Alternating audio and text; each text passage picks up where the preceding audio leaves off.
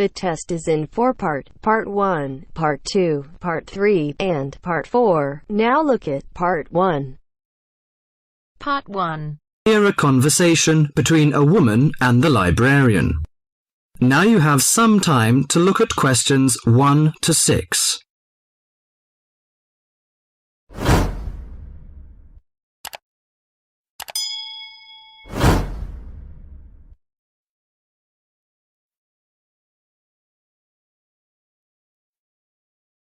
Now listen to the talk and answer the questions 1 to 6. Good morning. Good morning. Can I help you? Yes, I'd like to join the library. We're new to the district, you see. Certainly. Well, all we need is some sort of identification with your name and address on it. Oh dear. We just moved, you see, and everything has my old address. Driving license, perhaps? No, I don't drive. Your husband's would do. Yes, but his license will still have the old address on it. Perhaps you have a letter addressed to you at your new house. No, I'm afraid not. We've only been there a few days, you see, and no one's written to us yet. What about your bank book? That's just the same. Oh dear, and I did want to get some books out this weekend. We're going on holiday to relax after the move, you see, and I wanted to take something with me to read. Well, I'm sorry, but we can't possibly issue tickets without some form of identification. What about your passport? What? Oh yes, how silly of me. I've just got a new one, and it does have our new address. I've just been to book our air ticket, so I have it on me. Well, that's all right. Your ticket will be ready soon. Okay, how many books am I allowed to take out? You can take 4 books out at a time, and you can also get 2 tickets to take out 3 magazines or periodicals. Newspapers, I'm afraid, can't be taken out. Oh, that's fine. Do you have a record library? Some libraries do, I know. Yes, we do. You have to pay a deposit of $5 in case you damage them, but that entitles you to take out 2 records at a time. That's good. Could you show me where your history and biography sections are, please? Yes, just over there to your right.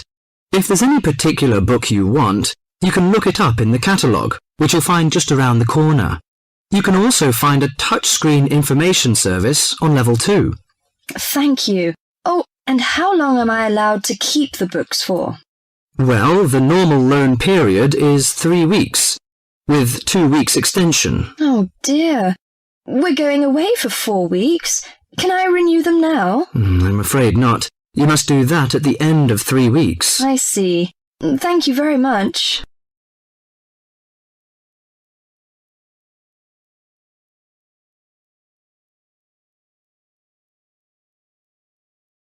Before the talk continues, you have some time to look at questions 7 to 10.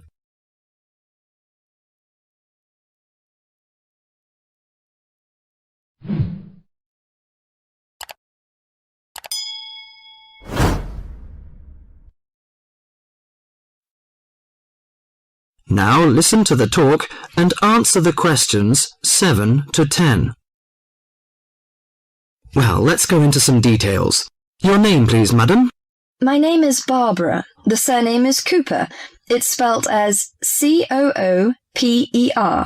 Fine. And what's your contact number?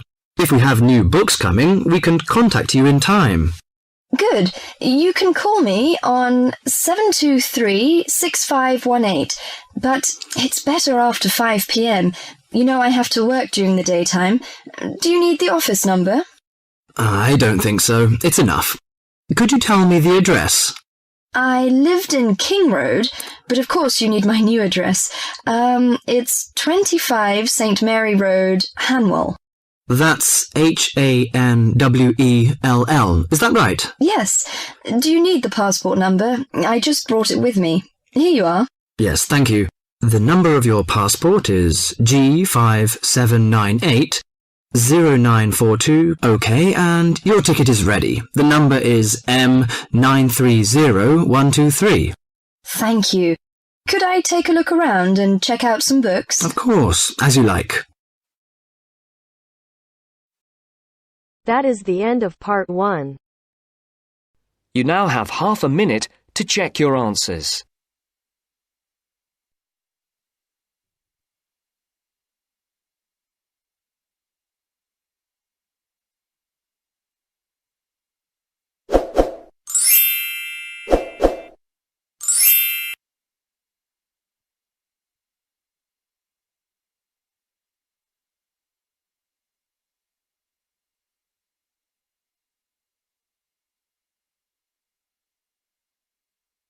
Now turns to part 2.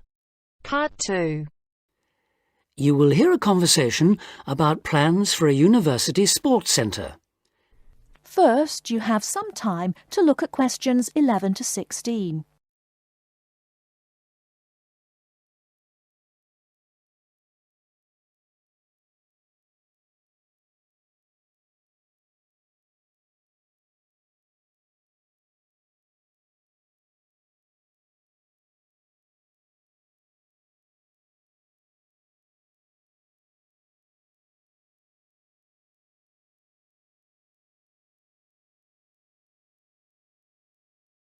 Now, listen carefully and answer questions 11 to 16.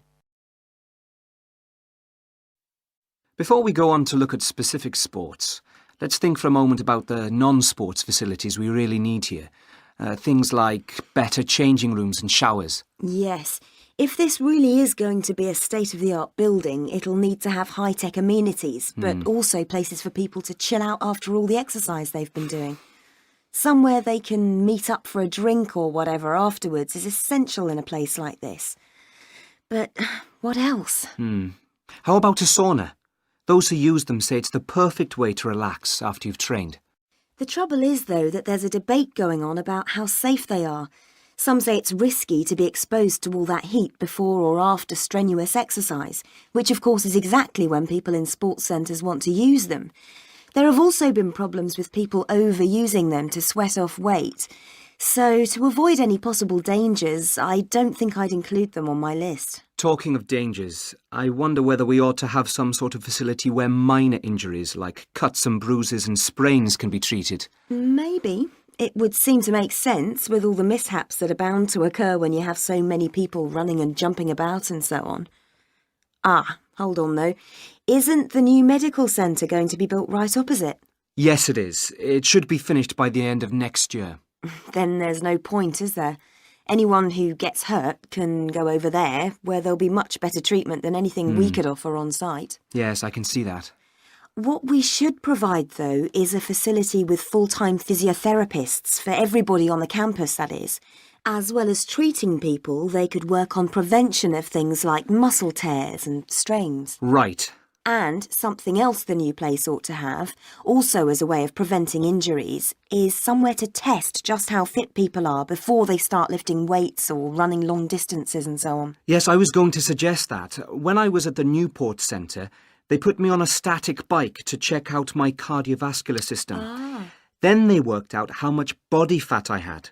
All of it valuable information telling you exactly what shape you're in. Another thing I've heard some universities do, especially some of the newer ones, is provide rooms and equipment for lectures to take place actually inside their sports centres. How do you feel about that? Well, as it happens, I've got first-hand experience of that too. We used to have some of our sports science lectures right next to the main sports hall, and I think it made what we were hearing about seem much more relevant to the real world. So, in that respect, I definitely think it's a good idea, yes. I can see that, though my own feeling is that we need to have more concrete reasons. The problem is that we won't have unlimited space, and somehow I don't think providing more lecture halls is going to be one of our priorities. So, I'd be against that one, I'm afraid. Anything else? Well, just that I agree about the need to have a place where people can go for a chat and maybe have a coffee or a bite to eat together. That was something I always thought was one of the strong points of the centre in London. It was a great place to find out about new activities from the people who actually did them.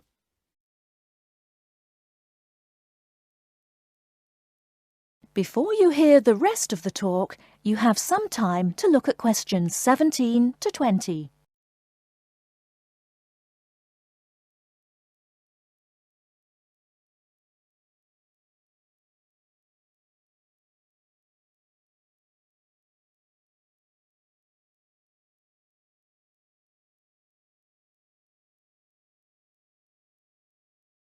Now listen and answer questions 17 to 20. So what about the main sports facilities themselves? What do we need? Well, we don't need a rugby pitch because there's already one on the campus. The same's true of table tennis, really. Most of the halls of residence for students have their own tables, so there's no point in using precious space here for any more. Agreed. Something none of them have, though, is any sort of pool. A lot of students have complained about this, saying they have to take a bus downtown if they want to go for a swim. Yes, that's definitely one for this place. Perhaps a jacuzzi, too. That would be nice, wouldn't it? It would.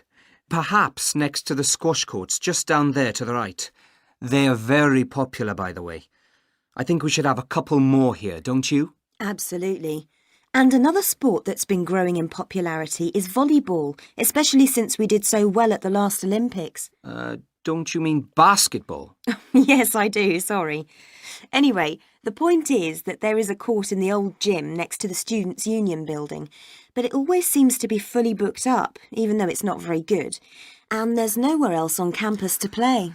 OK, let's have one of those too. How much space have we got left, by the way? That is the end of part 2.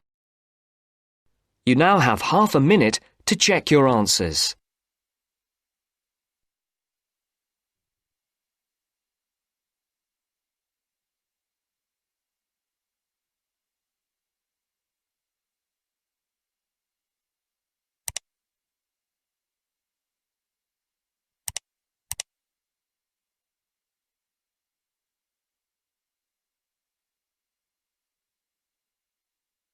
Now turns to part 3.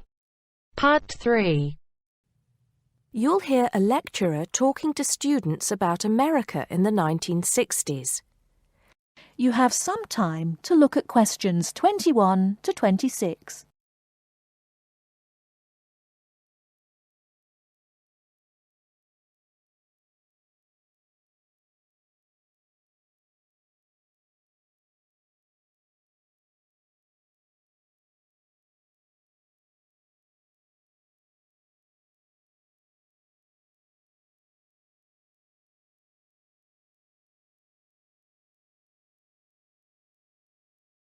Now listen carefully and answer questions 21 to 26.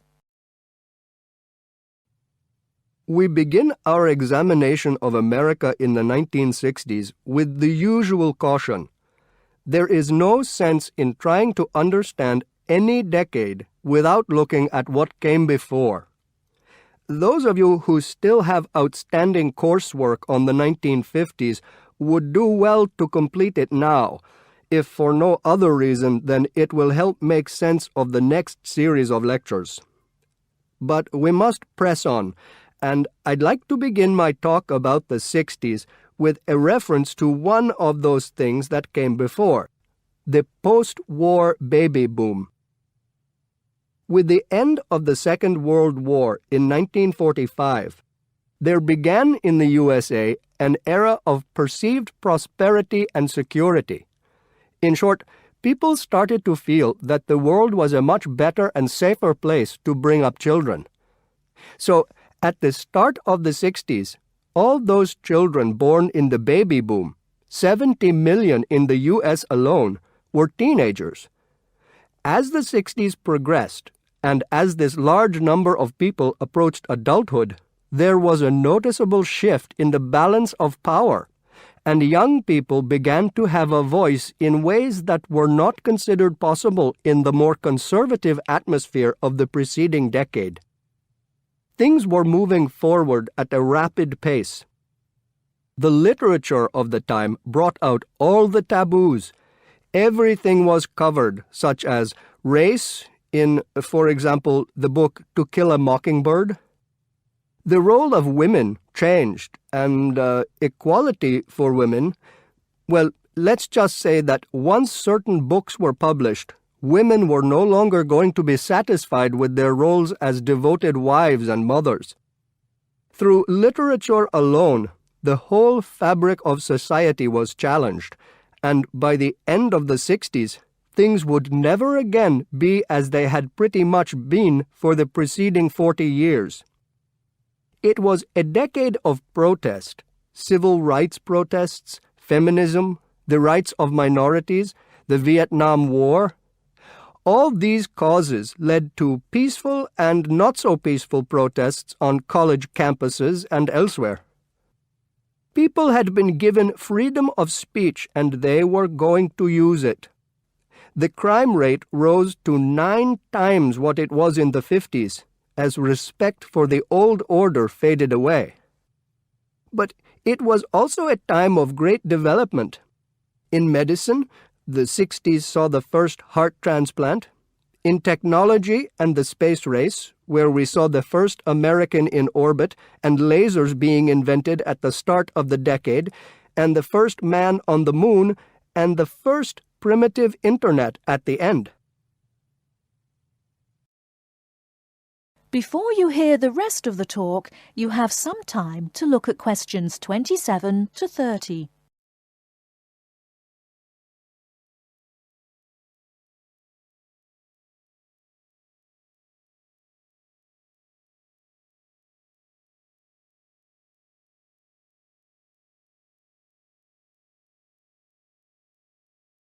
Now listen and answer questions 27 to 30. None of this, good or bad, might have happened if things in 1962 had gone slightly differently. On October 16th, President John F. Kennedy met with his closest advisors at the White House. They had obtained photographic evidence showing that Cuba was building or installing nuclear weapons. It was widely believed that Cuba was preparing to fire these weapons at cities in the USA. Kennedy was faced with 3 choices: to try to resolve the crisis diplomatically by negotiating with Cuba and the Soviet Union, to take action to block the delivery of more weapons into Cuba, or to attack Cuba, destroying their weapons. Believing that the first option would end in failure and that the third option would lead to war, it was the second option that Kennedy chose. In doing so, he succeeded in preventing the buildup of more missiles. The Soviet Union then withdrew the weapons from Cuba. Most historians agree that if Kennedy had acted differently, the episode would have led to a full-scale nuclear war between the United States and the Soviet Union. Millions would have died, and the world would have been changed beyond recognition. That is the end of part 3. You now have half a minute to check your answers.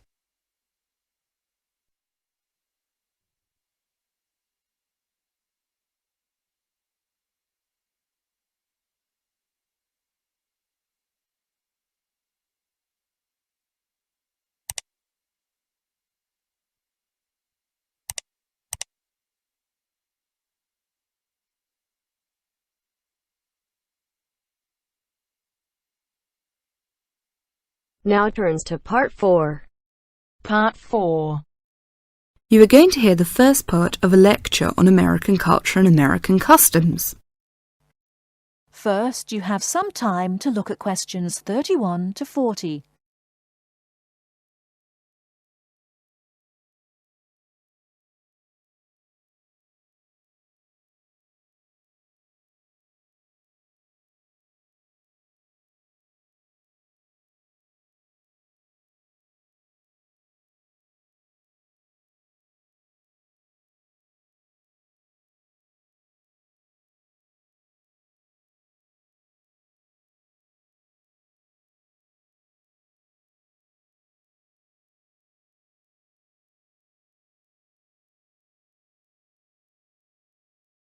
Now listen carefully and answer questions 31 to 40. Well, last week we talked about American education, and today I'm going to discuss American values, characteristics, personal habits and courtesies. Keep in mind as you are listening to this lecture that your goal is to understand, not to emulate or judge. Just briefly, I'd like to mention that there is a remarkable ethnic diversity in the United States. The population of the USA is about 260 million. 73% of the American population is white, 12% is African American, 8% Hispanic, 3% Asian or Pacific Islanders, and less than 1% American Indian or Eskimo. Many Americans resent generalizations being made about them because Americans see themselves as very unique and individualistic. On the other hand, Americans tend to lump foreigners together into one lot and condescendingly view foreigners as people who are not as intelligent or sensible as Americans. Despite Americans' dislike of generalizations and their ethnocentric point of view, it becomes evident that they are indeed American. Americans value individualism, independence, informality, directness, punctuality, achievement, and competition. Individualism is probably the most highly esteemed value in the American culture and an important key to understanding American behavior. In the historical development of the country, individuality was crucial for survival. If you asked Americans to characterize the ideal person, they would probably use adjectives such as autonomous, independent, and self-reliant. Persons tend to be viewed as individuals rather than as representatives of a family or a group. Here are some examples of how this value affects behaviors. 1. If a group of friends go to a restaurant, everyone wants to pay their own way. In other words, they want to have separate checks and not be someone's guest. 2. In friendships, which seem to initially develop more quickly in the US than in other cultures, the Americans may feel uncomfortable if you give them more help than they need. This is a tendency to draw back and see dependency as weakness. In some ways, the stress on the individual rather than the family or group has led to a more informal society. Sometimes this lack of formality is viewed by members of other cultures as a sign of lack of respect. But that is not the intention in the American value system. This informality is even more predominant on the university campus than in other segments of society. Some ways in which you might see this value expressed in behaviors are: 1. You will generally be on a first-name basis with other students, in spite of any age differences. 2. Dress is very informal on campus. 3. Language is informal and sometimes confusing. Phrases like "see you later" and "drop by any time" are not meant literally. They are informal ways of saying goodbye. Americans are direct. Honesty and frankness are more important to Americans than saving face. They may bring up impolite conversation topics which you may find embarrassing, too controversial, or even offensive. Americans are quick to get to the point and do not spend much time on formal social amenities. This directness encourages Americans to talk over disagreements and to try to patch up misunderstandings themselves, rather than ask a third party to mediate disputes. It is particularly interesting to see what behaviors have culturally become associated with straightforwardness. 1. A firm handshake somehow has come to be interpreted as a sign of sincerity. 2. Looking at a person when you speak to him or her gives an indication of honesty. 3. In a question of honesty versus politeness, honesty wins. It is considered better to refuse graciously than to accept an invitation and not go. 4. You will be taken at your word. If you refuse food the first time it is offered, to be polite, it may not be offered again. An American will not know that your initial refusal is politeness. Great value is attached to time in the US. Punctuality is considered an important attribute. As with all values, There are different rules of acceptability in different cultures. In the US, you should be present for school or business appointments at the exact time agreed upon. In social appointments, you can arrive 10 to 15 minutes after the agreed upon time without giving offence. If you are invited somewhere for dinner and are more than 15 minutes late, you will need to offer an apology and an explanation. A phone call explaining you have been detained and will be late will save face for you and patience for the other person.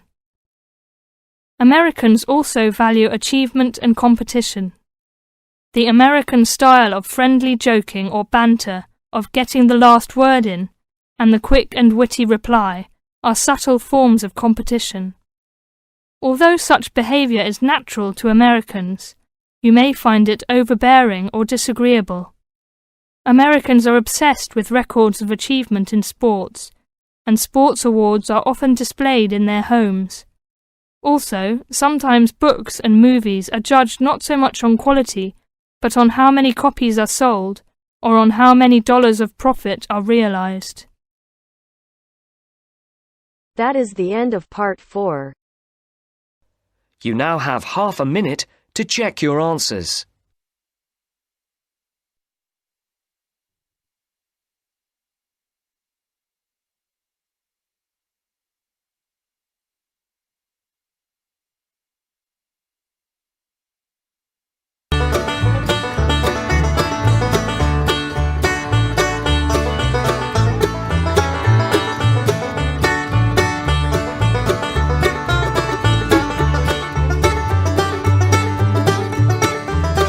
That is the end of the test.